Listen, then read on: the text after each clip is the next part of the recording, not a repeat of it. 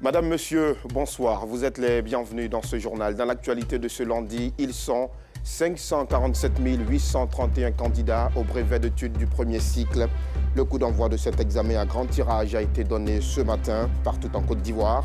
Et vous allez le voir, le dispositif de contrôle a été renforcé pour lutter contre la fraude. Et un pas de plus dans le divorce entre la France et le Mali, l'armée française a officiellement quitté la base militaire de Ménaka dans le nord-est du pays et a remis les clés aux forces armées maliennes. Selon l'état-major français, Ménaka est l'avant-dernière étape du départ de la force anti-djihadiste Barkhane de ce pays. Voilà pour le programme. Fini le suspense et les longs mois de préparation. Les candidats au BEPC, le brevet d'études du premier cycle, ont été confrontés ce matin aux premières épreuves de cet examen à grand tirage. Ils sont au total 547 831 candidats qui y prennent part.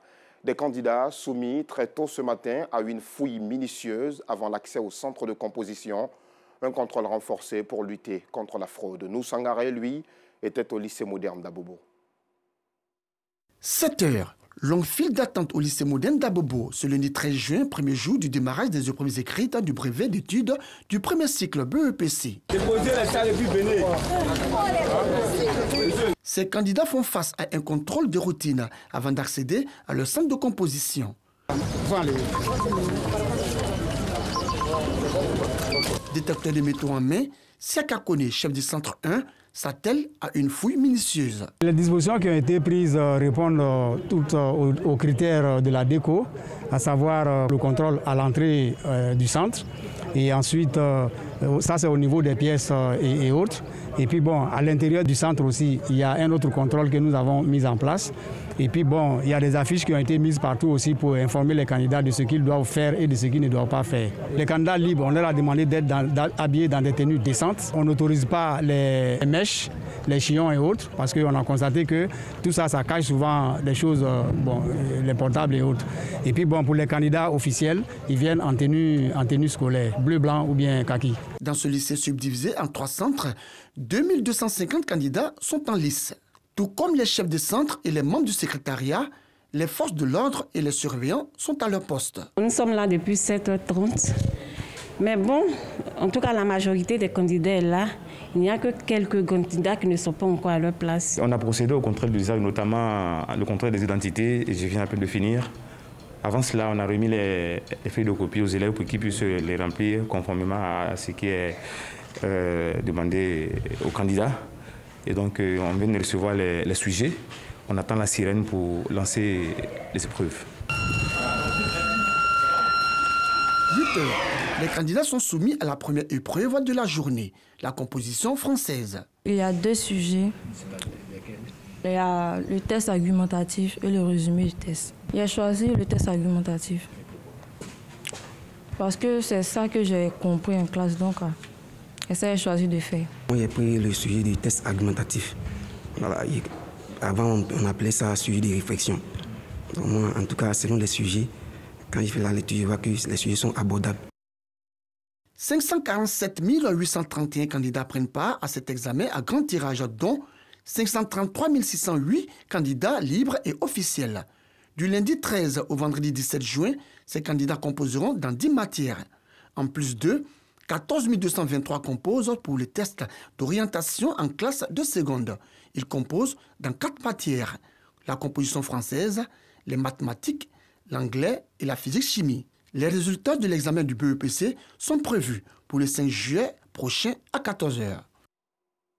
Et pour cette première journée de composition, les candidats de la ville de Korogo étaient soumis aux épreuves de français et de physique-chimie. Là aussi, ce sont des candidats très concentrés que nos envoyés spéciaux Georgette Fofana et Kader Bachi l'ont rencontré. D'abord au lycée moderne de Korogo, puis au collège moderne de la ville. Regardez. Lycée moderne de Korogo. Il est 6h30. Ce lundi 13 juin, les candidats à l'examen du BEPC, brevet d'études du premier cycle, arrivent. Ils s'attellent à vérifier les salles de composition et les numéros de table. Avant le démarrage des épreuves, le chef du centre donne des consignes à ses collaborateurs. Les portables sont interdits. Je répète, les portables sont interdits. Si on va dans une salle et qu'on prend un portable avec un surveillant, on va appeler la gendarmerie Je suivrai déjà avec mon madame. 7h25, c'est le début des épreuves. L'heure est à la concentration.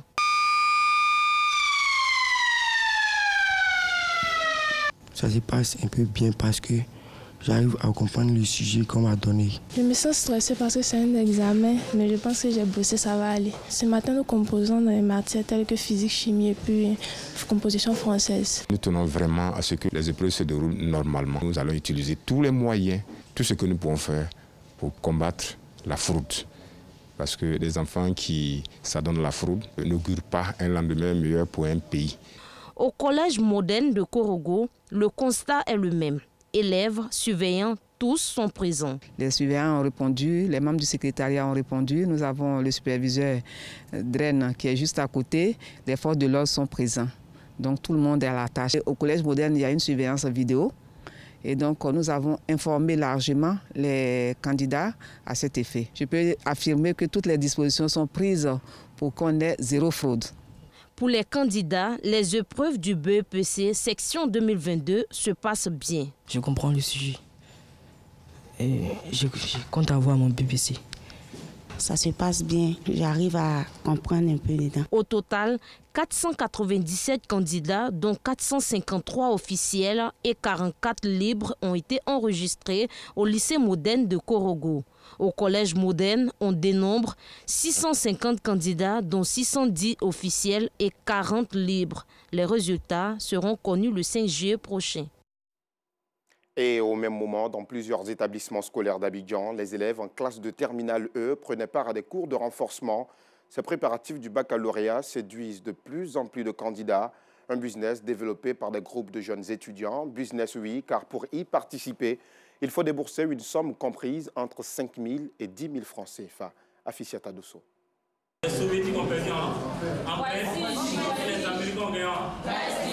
Ces élèves sont en plein cours de préparation du baccalauréat. Dans cet établissement scolaire situé dans la commune de Trècheville, cet exercice est exigé pour assister au cours d'histoire-géographie. Ils doivent mémoriser puis réciter par cœur le cours sur la bipolarisation du monde.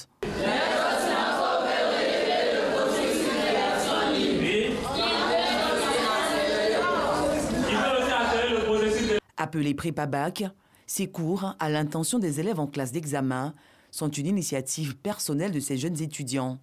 Une volonté d'aider leurs cadets, mais aussi de se faire un peu d'argent. On a trouvé nécessaire d'aider les élèves à avoir leurs examens. Voilà pourquoi on a décidé de mettre en place une structure de formation. En plus de l'école, ça coûte 10 000 francs chaque fin du mois. L'initiative est bien accueillie des élèves. Et la raison est toute simple. Ici, l'enseignement est impeccable. Si tu ne veux pas bosser, ils vont t'obliger à bosser. Tu auras peut-être 20 citations à mémoriser. Pour le lendemain, 30 citations, ça dépend. Ou une introduction à rendre, ça dépend. Ici, on rentre en profondeur, puis on t'explique tranquillement. Si tu ne comprends pas aussi, on peut te mettre à côté, puis on t'explique tranquillement. À l'école, là-bas, on suit les cours, c'est intéressant et puis on comprend bien les cours. Mais venir ici encore, c'est pour mieux approfondir encore notre connaissance qu'on a acquis là-bas. Peu avant la fin des cours, les apprenants bénéficient d'une séance de motivation. Nous avons de l'expérience, nous sommes un peu leurs devanciers. Donc on sait déjà quel est le stress qu'ils ont déjà à l'école et quel est le stress qu'ils ont à la maison. Notre but aujourd'hui, leur formation qu'on les donne, ce n'est pas seulement pour l'école, mais c'est pour les aider à surmonter ce stress-là. Dans cette autre salle, nous retrouvons des élèves des séries techniques, l'économie et la comptabilité. Cet après-midi, Maître Thomas et ses élèves procèdent à la correction des exercices. La concentration est de taille. Au professeur, évidemment, qui nous incite, qui par sa manière de nous apprendre les cours, m'a motivé à venir également à ce cours de préparation. Peu avant le crépuscule, nous retrouvons dans la commune de Marcory, précisément à Aliodan, cet élève qui ira au bac une seconde fois cette année. N'ayant pas suivi les cours durant l'année scolaire faute de moyens, c'est ici qu'il se rend à l'EPP Aliodan 4, comme plusieurs candidats libres pour se préparer à l'examen. Le bac, ça représente beaucoup pour moi. J'ai décidé cette année de passer en candidat libre. Ici, les cours du soir sont bien, les enseignants sont bien, les explications aussi parfaitement bien. Dans cette salle, nous sommes en plein cours de philosophie. Cependant, la loi est un facteur d'aliénation. Pour ce formateur, les raisons pécuniaires, l'oisiveté et la volonté de contribuer également à la réussite des plus jeunes ont motivé la tenue des cours. Ici, personne ne conserve son téléphone portable sur lui. Chacun s'en débarrasse à l'entrée. C'est nous qui avons décidé de poser notre téléphone là-bas, parce que ça nous dérange. Par exemple, quand on fait le coup là, il y a d'autres téléphones qui sonnent, et puis ils vont décrocher, ça nous dérange. On va tourner pour regarder qui a décroché, le téléphone qui sonne. Donc c'est ça qui nous empêche de suivre le cours, effectivement. Quand on est en classe, on a des téléphones. Savoir qu'on n'est pas des hommes d'affaires, mais quand même on a un peu de messages, des appels et tout. Ça gêne en même temps les autres, et puis nous aussi ça nous gêne. Ça nous met en retard, puisqu'on n'a pas assez de temps. Le baccalauréat, c'est déjà proche. Comme ces apprenants, ils sont des milliers à s'inscrire à ces cours de préparation qui demandent un énième sacrifice intellectuel et financier. Mais pour réussir au baccalauréat cette année, ces apprenants disent avoir fait le choix de la concentration et des révisions intenses. Le baccalauréat démarre en Côte d'Ivoire le 21 juin prochain par les épreuves orales. Très bon courage aux élèves candidats au BEPC puis à leurs années du baccalauréat. Pour une meilleure intégration des peuples, l'Union africaine a institué, souvenez-vous, la date du 7 juin comme la journée africaine des frontières depuis 2010. Pour cette édition, la Commission des frontières de la Côte d'Ivoire et du Ghana ont organisé des cérémonies conjointes. Et c'est le village de Nougoua, un village partagé entre nos deux pays qui a accueilli la célébration. Dans ce village, la langue Agni est parlée des deux côtés du fleuve Tanoé qui les sépare. Les autorités des deux pays ont aussi décidé de poser des actions au profit des populations. Clément Boko. Les commissions nationales des frontières de la Côte d'Ivoire et du Ghana à Nougoua, Côte d'Ivoire, un village frontalier à 7 km de Noé au sud-est de la Côte d'Ivoire. Objectif, inauguration de forages hydrauliques et consultation médicale gratuite au bénéfice des populations. C'est la journée africaine des frontières. Avant, nous buvons l'eau Tanoé et la Tanoé est gâtée. On ne sait même pas quelle eau il faut boire. En 2016, le président Alassane a autorisé Point Café, Cacao, sont venus faire premier forage. Et tant que le village se développe, il fallait nous trouver deuxième. Et par la grâce de Dieu, il est venu nous faire ça. La délégation s'est ensuite rendue à Nougoua, Ghana, où les mêmes commodités ont été offertes aux populations. Ghana and Côte d'Ivoire, we are all the same family, we are all the same people. Nous sommes des frères. Et il y a Nougoua, Côte d'Ivoire, et puis il y a Nougoua, Ghana. Donc ça veut dire que nous sommes les mêmes peuples. Ici on parle agné, et à l'autre côté aussi, on parle agné. Les villageois, à cause de moyens financiers, n'arrivent pas à aller à l'hôpital. Mais avec ça, on a l'opportunité de faire les tests médicaux. Donc on remercie les deux commissions et puis les deux peuples. It is good for everybody. Pour Daouda Ouattara, conseiller du Premier ministre, président de la Commission nationale des frontières de la Côte d'Ivoire, il faut mutualiser les actions de développement pour le bien-être des populations. Grâce à la coopération et à nos États respectifs, on a pu réaliser des pompes, des HVA, hydrauliques villageoises améliorées pour le bénéfice de nos populations, aussi bien à Nougoua, Côte d'Ivoire, qu'à Nougoua, côté Ghana, et puis à Coco Town. Donc vous avez vu que c'est vraiment cela. Nous voulons qu'il y ait une mutualisation, j'allais dire, des infrastructures au niveau de nos frontières. Le pont qui a été réalisé, c'est la Côte d'Ivoire qui l'a réalisé. Et aujourd'hui, c'est tout le monde qui en profite, et le Ghana et la Côte d'Ivoire. La Côte d'Ivoire et le Ghana partagent 668 km de frontières terrestres, un espace où les deux pays entendent accroître les infrastructures économiques. L'Africa CEO Forum a ouvert ses portes ce matin à Abidjan. Ce sont 1800 participants venus de 70 pays qui y participent. Durant 2 jours, ils s'attacheront à proposer des solutions concrètes et innovantes pour faire avancer le continent. La question de la résilience de l'économie africaine, notamment face aux multiples crises qui secouent le monde ces dernières années, seront aussi abordées. L'Africa CEO Forum est aussi une plateforme de rencontres et d'échanges de haut niveau qui permettra tout naturellement de faire aussi des partages d'expériences. L'armée malienne a officiellement quitté la base militaire de Ménaka dans le nord-est du pays et a remis les clés aux forces armées maliennes. Selon l'état-major malien, Ménaka est l'avant-dernière étape du départ de la force anti-djihadiste Barkhane du pays. La base de Ménaka, ouverte en 2018 dans la région dite des 3 frontières, aux confins du Mali, du Niger et du Burkina Faso, hébergeait notamment le groupement de forces spéciales françaises et européennes Takuba, qui avait pour but d'aider les forces armées maliennes à gagner leur autonomie. Plus de 100 personnes ont été tuées dans de nouveaux affrontements tribaux au Darfour ces derniers jours. L'annonce a été faite ce lundi par un chef tribal de cette région de l'ouest du Soudan, régulièrement endeuillé par des conflits pour la terre ou l'eau. Selon Ibrahim Hachem, un chef de la tribu Gimir, les affrontements ont causé la mort de 117 personnes et 14 villages ont été incendiés. Et Salif Ouattara nous a rejoint sur ce plateau. Bonsoir Salif. Bonsoir Alassane. Avec vous, nous allons commenter donc l'actualité sportive de ce week-end. Absolument. Mais avant cela, nous vous proposons ce court extrait qui nous, justement, situe le point de cette actualité sportive. Les membres actifs de la Fédération ivoirienne de football en Assemblée générale extraordinaire. Ordre du jour, augmentation des équipes de la Ligue 1 et composition du comité exécutif. Les 2 points ont été validés par les 80 membres actifs présents sur les 81 que compte la FIF. Ainsi, les clubs de Ligue 1 passent dès la saison prochaine de 14 à 16.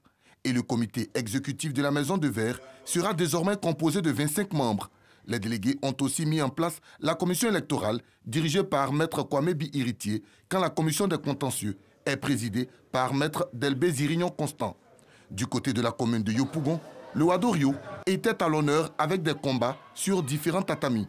Chez les juniors, Mané Christopher en gants bleus triomphe de Touré Draman quand Fatim Noura Sanogo s'impose face à Fatim Djiré. Une belle fête martiale qui a réuni 120 tireurs. L'école avec laquelle nous nous trouvons aujourd'hui, c'est-à-dire le Wado Rio, est productrice de talents de demain. Je le dis et avec les preuves à l'appui. Vous avez vu tout à l'heure tous ces enfants qui ont montré de leur savoir sur les tatamis. À partir de ce qu'on vient de voir, je crois que demain, on ne parlera pas de karaté sans le Wado Rio. La ville d'Abengourou a quant à elle accueilli la dernière journée du championnat national de Maracana. 23 clubs étaient en liste pour la succession du GEMAS de Guiglo. À ce jeu, c'est Oeri Maracana Club de Yopougon qui s'impose. Un autre sacre pour ce club de la commune de Yopougon qui avait déjà soulevé le trophée de la Coupe nationale en 2018. Voilà, week-end de réforme, Salif, à la Fédération ivoirienne de football. Qu'est-ce qui a réellement changé dans les textes? Déjà, il y avait une très belle ambiance à la Maison des entreprises du plateau.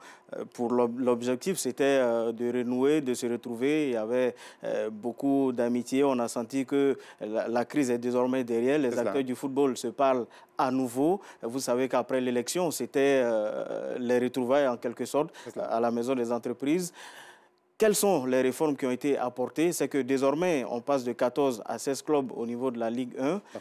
Pourquoi? Parce que justement, on trouve que le nombre il est insuffisant. Il faut aller beaucoup plus vite vers le professionnel. Parce que pour le moment, c'est vrai que nous sommes dans une compétition qui est jugée beaucoup plus professionnelle. Mais il faut donner un caractère assez professionnel à cette compétition-là. C'était ça l'objectif. Et puis ensuite, l'une des autres réformes qui était très attendue, c'était justement de voir comment est-ce que les différents acteurs allaient essayer d'échanger. Il y a eu vote.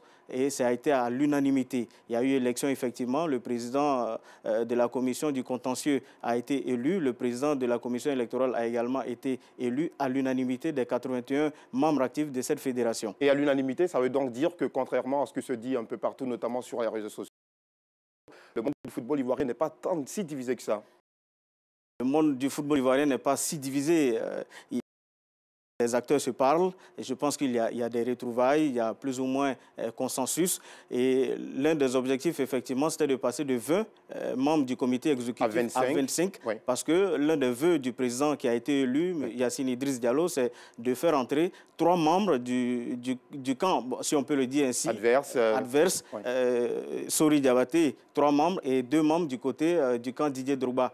C'est l'un de ses objectifs. Donc, je pense qu'on ne va plus utiliser ces termes-là, ce ne sont pas des camps, mais c'était ceux qui étaient dans d'autres staffs de campagne. D'accord. Alors justement, il y a eu aussi du karaté ce week-end. Il y a eu l'éclosion de talent à travers une compétition. Il y a eu du karaté, effectivement. Du côté de Yopougon, il fallait montrer qu'il y a de la valeur, il y a de la ressource. Vous savez, quand vous partez dans nos différentes communes à Abidjan et même à l'intérieur du pays, on voit qu'il y a du talent qui s'exprime tous les week-ends à travers différents tatamis. C'était donc l'objectif. À Yopougon, on a pu voir qu'il y avait différentes catégories. Beaucoup de jeunes qui s'intéressent à cette discipline-là, au karaté, et qui veulent vraiment apprendre, qui veulent vraiment revendre leur talent. Vous savez, l'exemple de Cissé Cheikh Salah, de Babirut, a séduit beaucoup. Et aujourd'hui, beaucoup de jeunes se donnent vraiment à cette discipline-là. Merci beaucoup, Salif. C'était un plaisir de vous recevoir sur ce plateau. Merci de m'avoir reçu. Pour faire le point justement de l'actualité sportive de ce week-end, on parlera du Maracana dans nos prochaines éditions. Merci de nous avoir suivis.